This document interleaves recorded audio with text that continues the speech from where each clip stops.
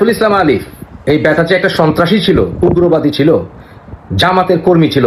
এখন তো বোধহয় এতে কোনো সন্দেহ থাকার কথা না। গত কয়েকদিনে আপনাদের কাছে প্রমাণ দিয়েছি যে এই ব্যাটা বলেছিল মায়ের উপর ওষুধ নাই। হাইকোর্ট প্রেমিস এবং বিভিন্ন আদালতে আওয়ামী লীগ যারা অ্যারেস্টেড হয়েছে তাদেরকে আইনি সহায়তা দেওয়ার জন্য যে সকল লয়াররা গিয়েছিল তাদেরকে পেটানো এই লয়ার সমর্থন করেছিল। সে বলেছিল মায়ের উপর ওষুধ নাই। কিন্তু এটাকে একজন আইনজীবীর প্রফেশন হতে পারে? যে কেউ আইনি সহায়তা পাবে, এটা তার সাংবিধানিক অধিকার। কিন্তু এই আইনজীবী কি আইন পড়েছে কে জানে, সে বলেছিল মায়ের উপরে ওষুধ নাই এবং সে হিন্দুদেরকে মালাউন বলে সম্বোধন করেছিল, মালাউন বলে ডাকতো, অপমান করতো, বলতো এত বড় সাহস বাংলার মাটিতে থেকে মালাউনের বাচ্চারা এইভাবে কথা বলতো। সে তার স্ট্যাটাসের প্রমাণও দিয়েছে।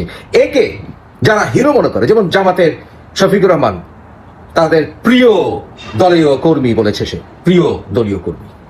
তাহলে এদেরকে যারা, এই ধরনের মানুষদেরকে যারা প্রিয় বলে, তারা সন্ত্রাসী ছাড়া আর কিছুই না।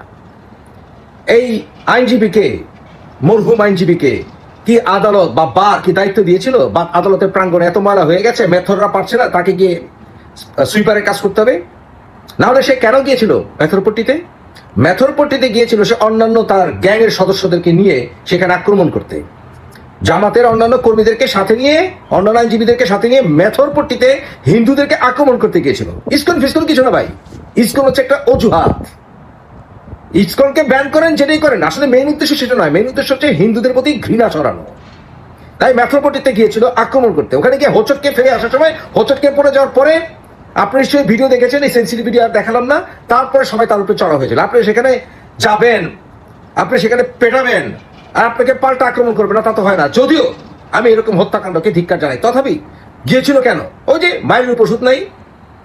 এখন শুনলাম চট্টগ্রামে নাকি ঘোষণা করা হয়েছে হিন্দু আইনজীবীদেরকে কোর্টে আসতে দেওয়া হবে না। হিন্দু আইনজীবীকে কোর্টে আসতে দেবেন না, ছাত্রলীগকে পড়তে দেবেন না, আওয়ামী লীগকে রাজনীতি করতে দেবেন না।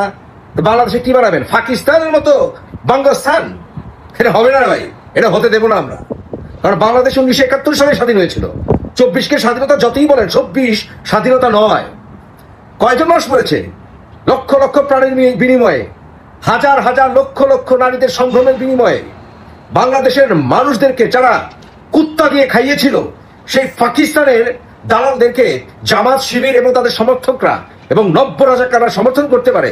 আমরা এখনো বেঁচে আছি রে ভাই, আমরা এখনো বেঁচে আছি। কই আপনাদের পছন্দ মতো জামাতে নির্ভর, এর সমন্বয়কার নির্ভর সরকার তো পেলেন, তারপরে তো নিজের হাতে আইন তুলে নিচ্ছেন। এটা বন্ধ করে দিবেন, ওটা বন্ধ করে দিবেন। তাহলে বাল ফালাতে ডক্টর ইউনূসকে বসিয়েছিলেন সেখানে। বাংলাদেশ আমরা আর এভাবে চলতে দেব না। ওয়াকার, আপনি যদি আমার কথা শুনে থাকেন গতকাল, অচিরেই ক্ষমতা পরোক্ষভাবে হলেও নিয়ে নিন। ডক্টর ইউনূসকে কান ধরে সরকার থেকে সরিয়ে দিন, না হলে অকার্যকর করে নতুন ন্যাশনাল গভর্নমেন্ট তৈরি করেন। এরকম বাংলাদেশ চলতে পারে না, আমরা চলতে দেব না।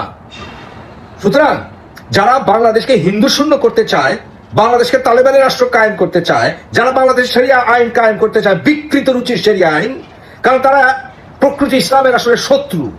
এই সকল জামাতি এজেন্ট এবং তাদের দোসররা সারা বাংলাদেশে যে তাণ্ডব চালিয়ে মনে করেছে যে তারা দেশ দখল করে ফেলেছে, তারা মায়ের পেটে থাকে এখনো। হিন্দুরা আমাদের ভাই। একজন হিন্দুর রত্তি পরিমাণ কম অধিকার নেই বাংলাদেশের পাসপোর্ট ক্যারি করা। তারা সেকেন্ড গ্রেডের সিটিজেন নয়। তারা বাংলাদেশে জিজিয়া কর দিয়ে দেশ চালাবে না। নো, বাংলাদেশ একটা ধর্ম নিরপেক্ষ দেশ। সুতরাং এই বাংলাদেশে কখনো কোনো অবস্থাতেই তালেবানের রাষ্ট্র আমরা কায়েম করতে দেব না। আমরা মরে চাইনি। এই কাজ উদ্ধার করার জন্য, অর্থাৎ বাংলাদেশকে ধর্ম নিরপেক্ষতা রক্ষা করার জন্য যা করার আমরা তাই করব। দেশ থেকে হাজার হাজার মাইল দূরে আছে, এর অর্থ এই নয় আমরা কিছুই করতে পারি না। আর দেশ বিদেশ থেকে বিভিন্ন সোশ্যাল মিডিয়া অ্যাক্টিভিস্টরা তারা আয়াত নাজিল করবে বাংলাদেশের তাণ্ডব ঘটানোর জন্য, এটা বন্ধ করে দাও, সেটা বন্ধ করে দাও। বেশি দিন এভাবে চলবে না রে ভাই।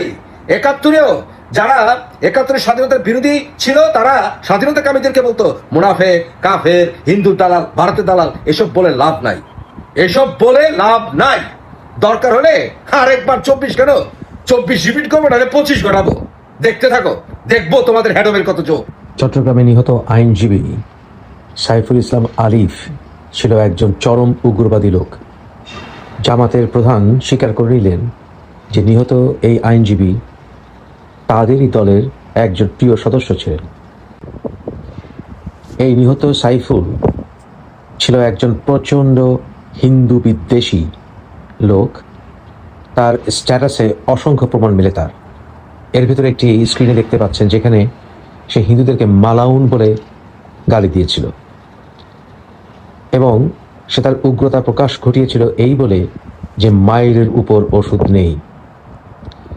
এই বিভিন্ন সময় বিএনপিপন্থী আইনজীবী নেতাদের সাথে ওঠাবসা করে নিজেকে বিএনপি হিসেবে প্রকাশ করত। যেমন ছবিতে আপনারা বিএনপি আইনজীবী নেতা রুহুল কুদ্দুস কাজলের সাথে তাকে দেখতে পাচ্ছেন।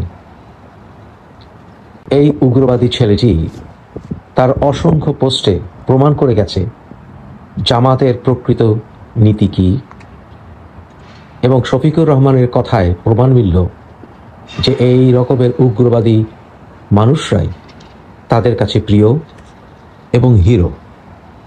আনফর্চুনেটলি এই ছেলেটি বাংলা সংস্কৃতির বিরুদ্ধে, এই ছেলেটি মঙ্গল শোভাযাত্রার নামে ভণ্ডামির বিরুদ্ধে সমালোচনা করে গেছে।